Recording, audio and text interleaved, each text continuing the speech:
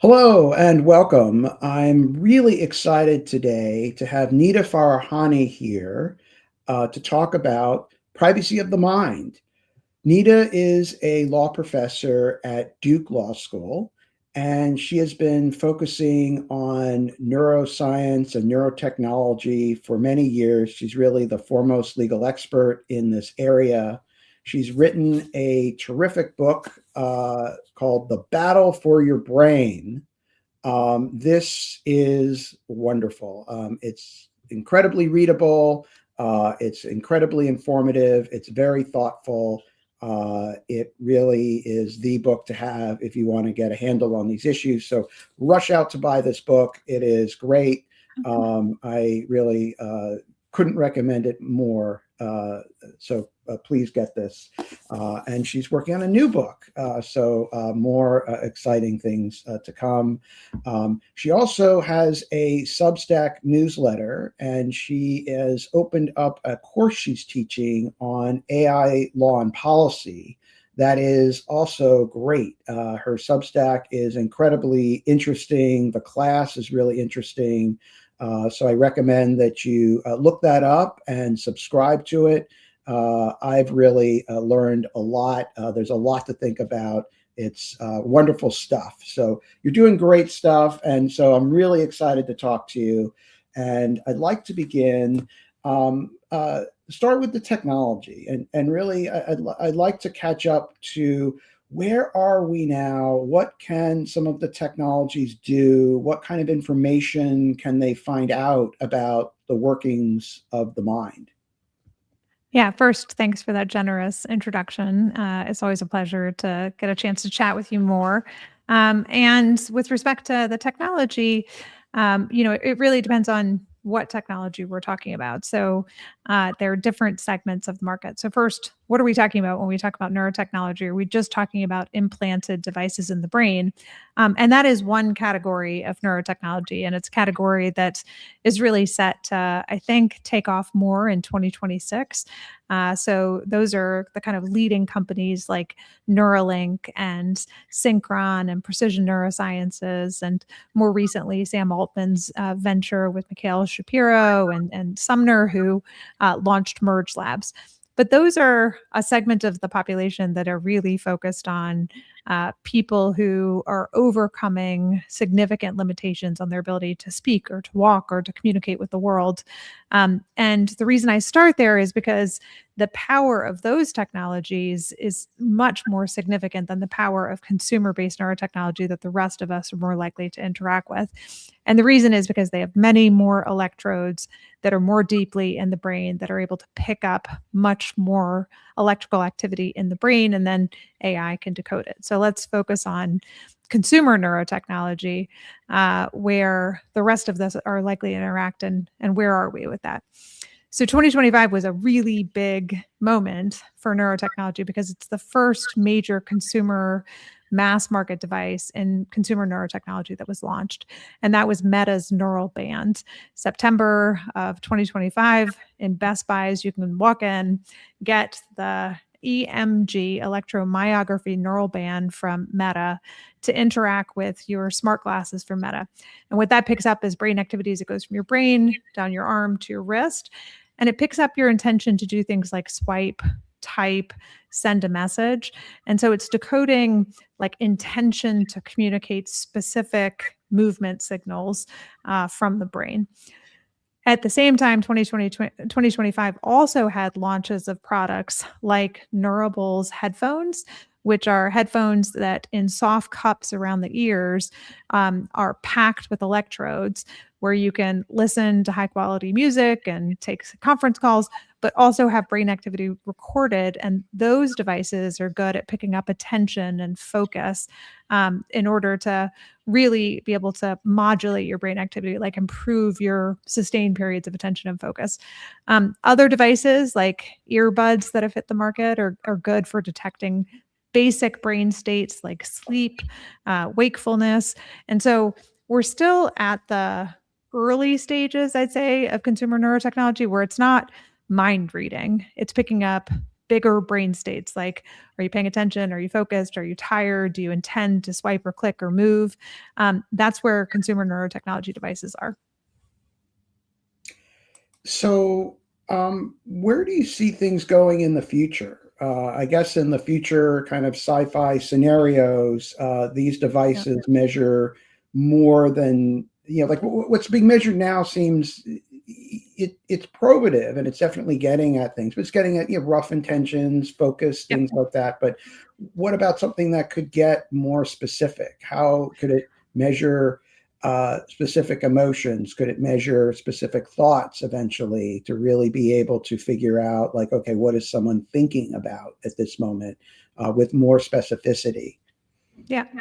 So part of the reason I start with I started with implanted neurotechnology versus consumer neurotechnology is these are on a continuum, and they're not separate universes. So what's happening with the implanted neurotechnology devices is more and more data is being recorded from the brain and is being used to train AI models that can decode brain activity.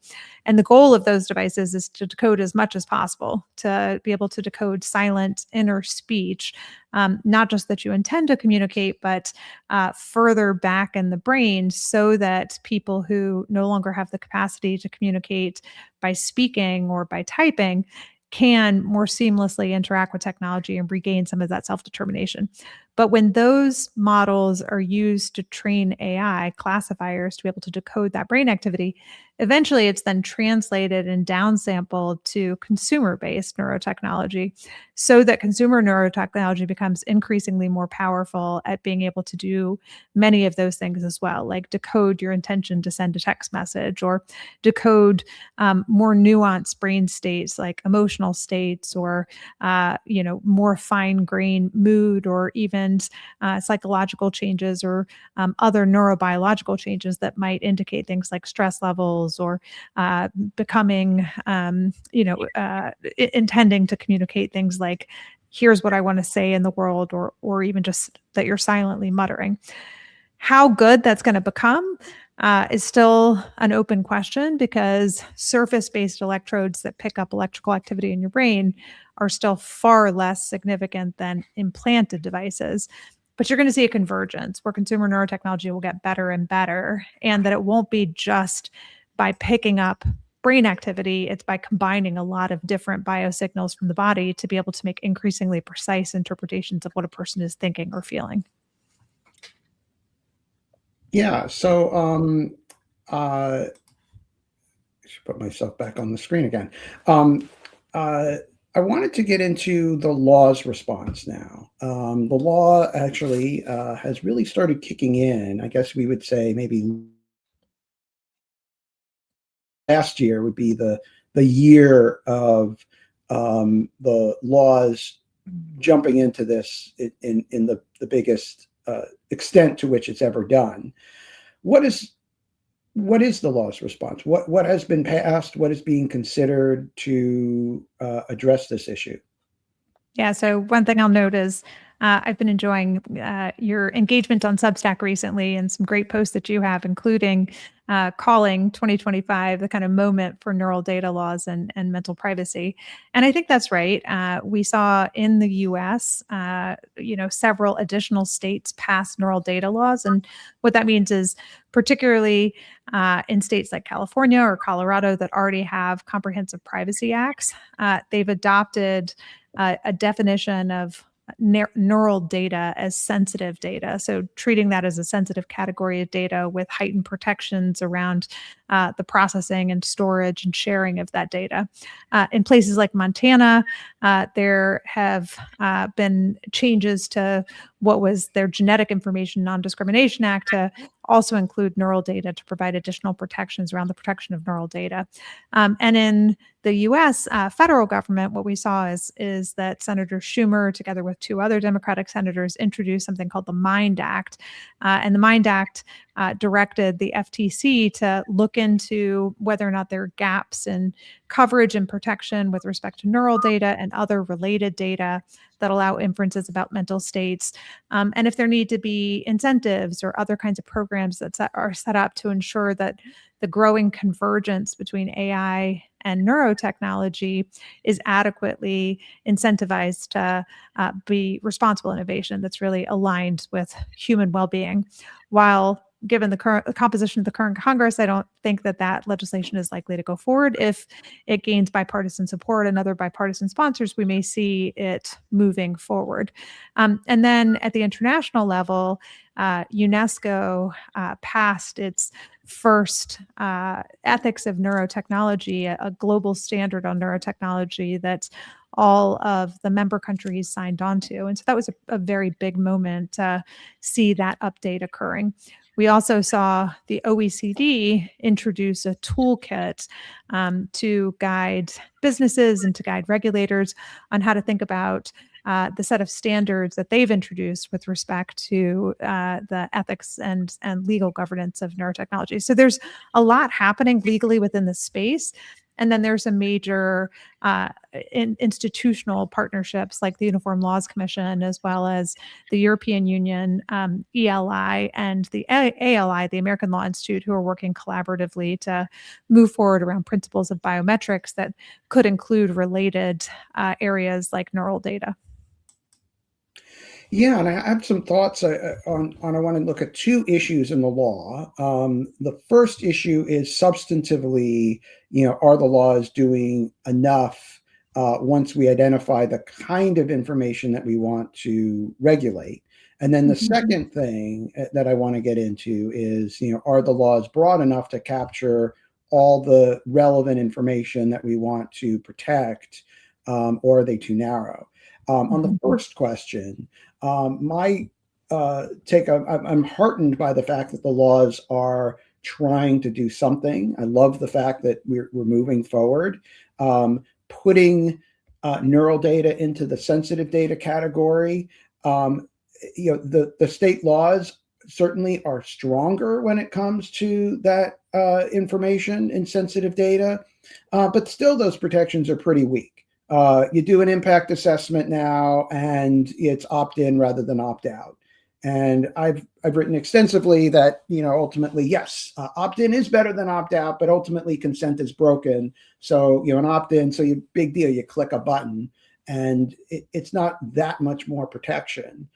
The MIND Act, telling the FTC to take a look at something when the FTC is already, who knows what it's doing, and is it even functioning properly? It seems to me a weird thing to kick it over to an agency that's in crisis right now with the Democratic commissioners being fired, just for further study seems weak.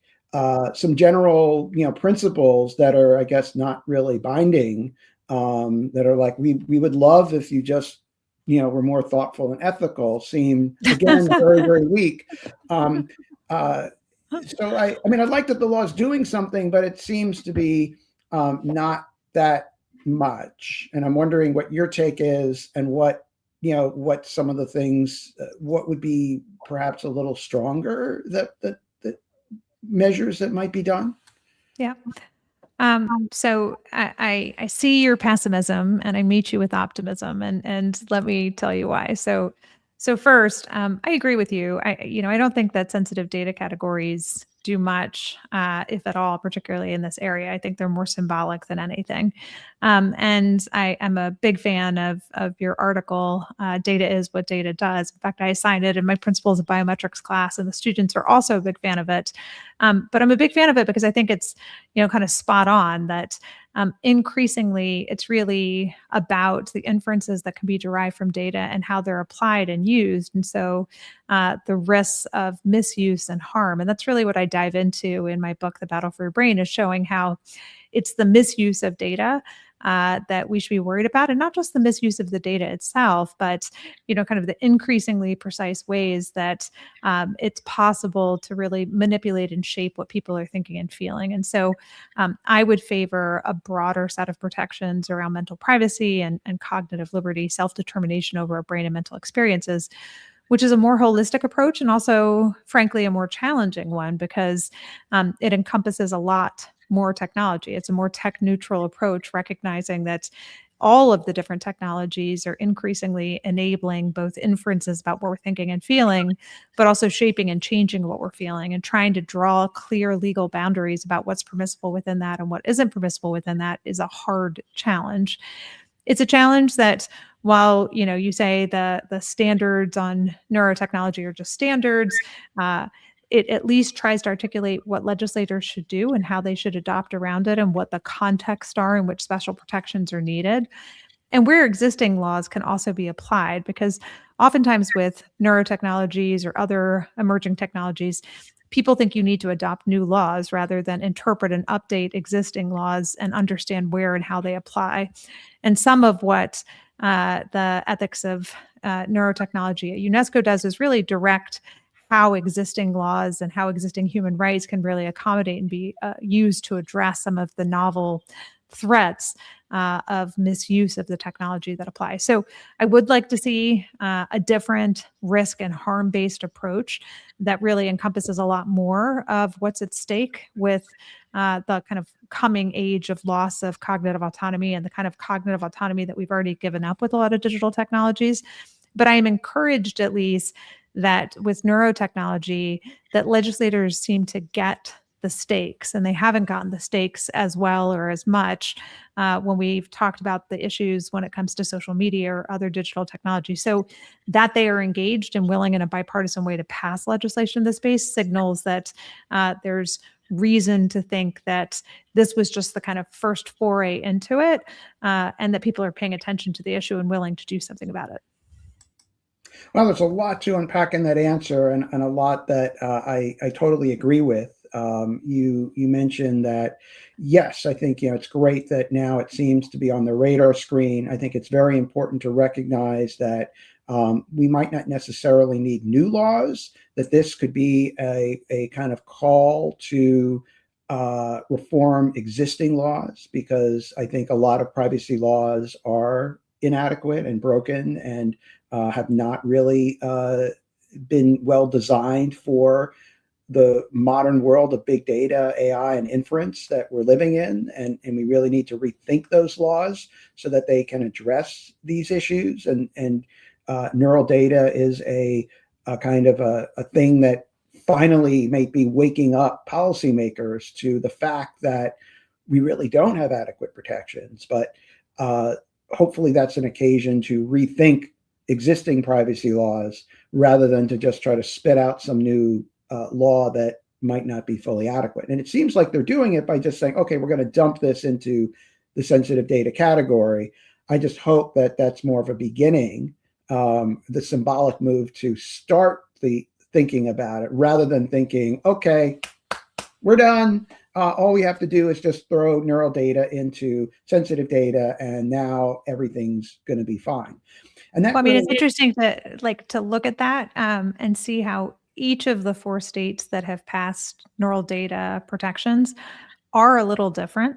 None of them are the same, right? So if there was a kind of like cookie cutter, this is working, let's just copy and paste it, I think what you would see is just the same kind of legislation being adopted from place to place. And instead, what you see is kind of a constant push to see if it can be a little bit better than the past one, or a little bit different. And I think it's interesting to compare the Montana approach of trying to put it within the Genetic Information Non-Discrimination Act within the state versus the sensitive data category. The protections are pretty similar between those, but if you think about it from a federal perspective of looking at the Genetic Information Non-Discrimination Act federally, that's context based, right? Looking at its use of genetic information in employment and in health insurance. And it was adopted at a time that was really designed to try to promote sharing of genetic information by addressing the 2 areas that the public was most concerned about the misuse of genetic information. And you could imagine a kind of similar approach could emerge when it comes to neurological data, because in the same way that genetic information really only becomes powerful when shared and when used in aggregate to be able to gain insights about, genetic treatments or genetic causes or contributions to different diseases. Same with large neural data sets, particularly paired with real world information, could be really powerful for building brain foundation models that could be used for health and for discovery of how to address and treat neurological conditions. But nobody's going to want to share that data if it's being used in employment and education and other contexts that are discriminatory. So putting into place safeguards against the kind of key areas of misuse could lead to the right balance of actually insights from neurological data while providing people the safeguards that they need against its misuse. Yeah, and I think there's a danger of kind of throwing this into the sensitive data category, which often does not focus a lot on specific uses, and Right. then it could hamper the use of data in beneficial ways, like That's right. research and education and other things like health. So we need to think about like the throwing it into that category as a kind of one size fits all means that it's not necessarily the same as other types of data that are deemed sensitive for Right. perhaps different reasons. But also, I want to get into this issue of exactly, this distinction between, like what is being covered and maybe what should be covered. Or there's neural data, and then there's kind of a more broad understanding of uh, data about the mind, about thinking, about thought, about belief. And can you get into a little bit about neural data, how it's currently being defined by policymakers? And is that definition too narrow? And if it is, what else should be included, or what should we be protecting if we want to protect? And you mentioned the right to cognitive liberty. What Mhm. would it mean to protect that? What would the kind of data be that would go to protecting that right? Yeah, it's a good question. And, one of the challenges that we oftentimes have in law is that when we try to take medical or biological concepts and then apply them in law, we tend to wholesale import whatever the medical definition is, even though what we're trying to address in law might be totally different. Like the reason you need certain kind of careful categories over how you would define neural data in medicine is so you know what kind of disease is it, who are the specialists that are relevant, and what kinds of tests are you going to order next? Like, how do you do the differential diagnosis? So, neural data right now, at least within the US laws that have been adopted, really adopts a very narrow medical definition of neural data, and even narrower than I think some in medicine would really advocate for, which is looking at direct measurement of central nervous system activity. Sometimes it also includes peripheral nervous system activity, but that means like direct measurement is using some kind of neurotechnology device that actually measures that data. And it might even exclude some kinds of neurotechnology because some of it is an indirect measurement rather than a direct measurement. If what we're trying to protect, though, in law is normatively different than what you're trying to diagnose in medicine, you would either define the category differently and you say, okay, well, what we care about is like what a person is thinking or feeling. And it doesn't matter if you're directly measuring that or indirectly measuring that, if it leads to the same inference about what a person is thinking or feeling. So you might call that mental data or mental state data, or you might just have a different definition in law of what neural data is. But a lot of the people who've been advocating for the neural data definitions in law are coming at it from a scientific background. And so they're trying to import their definitions to have it really narrowly defined in a medical way, even though there's a mismatch between what mental privacy would protect, which would say, like, it doesn't matter if you figure out that I'm tired and sleepy from eye tracking data or facial emotional recognition data, or keystroke analysis, or how I'm moving my steering wheel.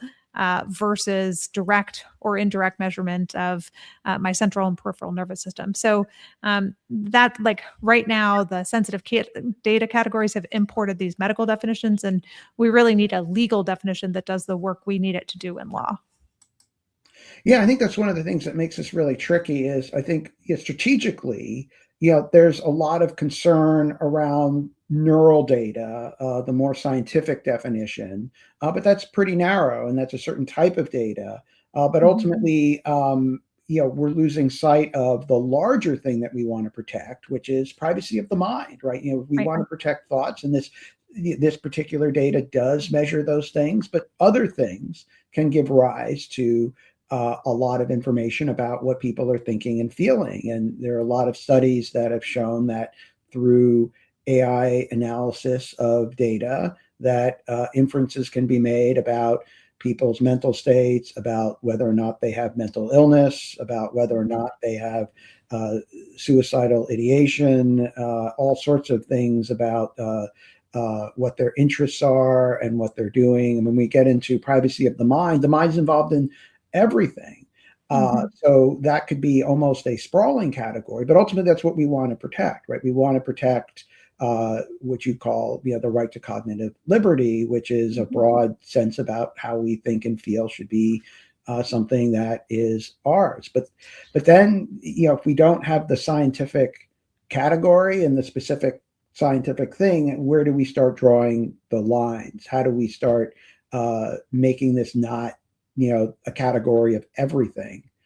Yep. Do you have any thoughts on how that might be um, circumscribed, or what you might tell a policymaker to say, hey, we might want to go beyond neural data to do something broader, and they come back and say, well, how do we prevent this from being too broad? Yeah.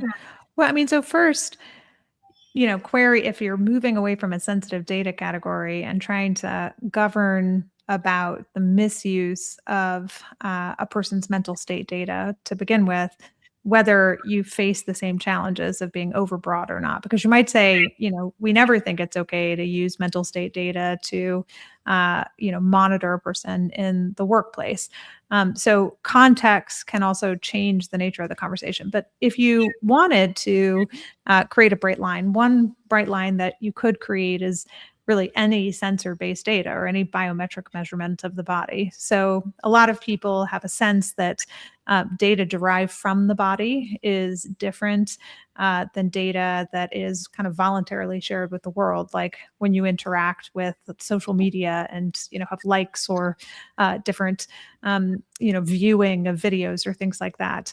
And so you could draw a boundary around the body and say that, whether you're talking about heart rate data or eye tracking data or, any measurement of bodily signals, that that's a like any of that being used to make inferences about mental states falls within the legal protections of mental data, and draw boundaries in that way. I mean, part of what we do in law is we draw lines and we figure out, kind of this is in and this is out. And sometimes the thing that's just on the edge of it is something that you're like, well, that seems a little arbitrary, but you have to draw a bright line somewhere.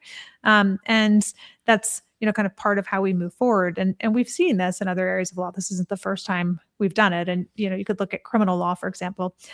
Insanity and the insanity defense isn't based on like a single medical definition, because there's no such thing as insanity in medicine. Instead, it's a set of legal norms about behavior. Or if you look at the kind of categorical exemptions from the death penalty that are based on mental abilities, for example, there was an attempt first to wholesale import what the medical definitions of that were, and that led to really crazy kind of arbitrary line drawing around things like IQ tests.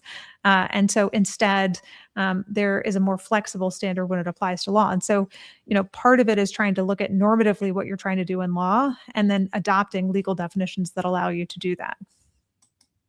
Yeah, and I guess one of the things that I've been working on a lot in my work is, existing privacy law is not doing an adequate job of protecting the collection and use of our data regarding our interests, regarding a lot of things that can be inferred about us. And this data is being used to try to get us to do things. It could be, to buy a product or to market to us, online behavioral advertising, or it could be something like Cambridge Analytica, which Mhm. involved, the use of, I think it's called psychographic information about, different Mhm. personality types to try to then tailor specific political ads to people based on what would be most persuasive to a particular personality type. Mhm. And while it's not specific scientific neural data, it still does shape how people are how people feel, how people react. It's looking at people's psychology. And I think that the law has long been inadequate about what it does when it comes to that kind of use of that information. Uh, so I think the neural data threatens, especially in the future and even in present, to be even more concerning about the issue. But we have concerns even without that data that I Yep. think have long been a sore spot in privacy law, long been inadequately addressed. Obviously, every attempt to persuade involves some kind of, assessment of, like when I teach a class, are they paying attention? I'm trying to read faces and see, if I see a lot of scowling faces or people sleeping, I make a conclusion that they're not focused on what I'm saying, and I change it up. So we do a lot of things subtly, they're. Oh, but ultimately, you're right. Law has to draw lines. Yep. And we're going to have to draw lines. And the question is, where do we draw them? And I guess I would hope that we don't just draw a line around, this kind of scientific category of specific neural data, and then neglect some of the existing sore spots in the privacy law Yep. that already are there. So 100% agree with you. I mean, I like one of the big concerns I have is mental manipulation. And it's interesting to see some of the attempts to get at this issue, at least from AI, which would encompass a lot of the use, I think, of inferences of neural data to try to create a closed loop that influences people. So the LEAD Act, for example, has some specific provisions. This is the LEAD Act in Congress that was introduced as a form of product liability for AI. And if that were to pass, it has some protections against mental manipulation, which are interesting. In Nebraska, there's legislative bill 939 that was just introduced on January 9th. And that's pretty interesting. It is trying to put into place some approaches to safeguard against manipulation as well. And again, it's looking at AI as the context of doing so, and particularly around some of the chatbot and the emotional relationship that's been developing between chatbots and individuals. But getting more broadly at this idea that the more we interact with technology, and technology that's designed to create these psychological and psychogenic profiles of us and to create this closed loop that manipulates our human autonomy, the more problematic it is. For me, cognitive liberty includes that, right? It's both a right to access and change our brains, but also a right against interference with manipulation and punishment for what we're thinking and feeling. And we've really paid far too little attention, in part because it's been difficult to define it legally, and in part because figuring out where does persuasion that we think is permissible with things like advertisements end, and where does manipulation begin. And in, you mentioned my class, my AI law and policy class, we really dove into this issue for a few sessions in the fall to look at, like, how do you legally define manipulation? How could you put safeguards and bright boundaries around it? And this semester, we're doing a really deep dive into like all of the cognitive autonomy and legal issues and approaches to it.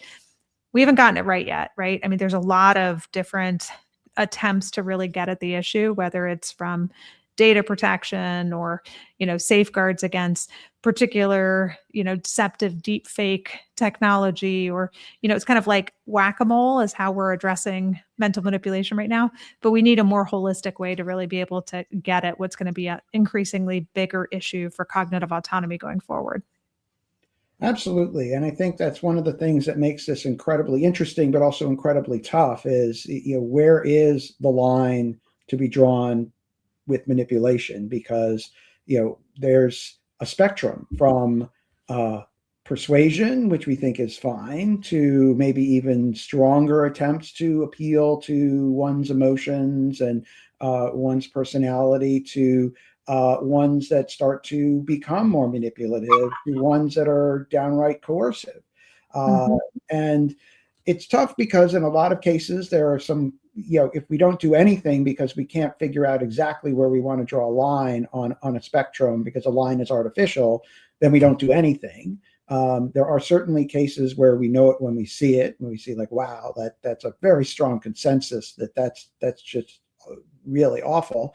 And then there are cases that seem fine. And then there are a lot that are in the gray, and those are the tricky ones because if we wait too long to figure it all out, it's too late and a lot of harm is done. But ultimately, I think this is a really important question. And I think you're doing incredibly important work thinking through these issues. So I wish I could spend more time with you, but we're actually a little bit over time. So I want to respect everyone's time. And we should definitely talk more about this and revisit these issues. But another quick plug, The Battle for Your Brain. So if you want to really get into this issue, I strongly recommend you get this book. And thank you so much for joining us. And also, I do want to do another plug for your Substack because you are exploring these issues in your class. And your Substack posts are really detailed and engaging.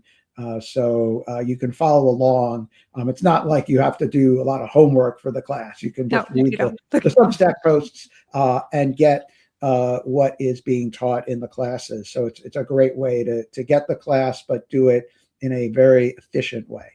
Well, Thanks so thanks, much Dan. for joining us. Thanks for having me.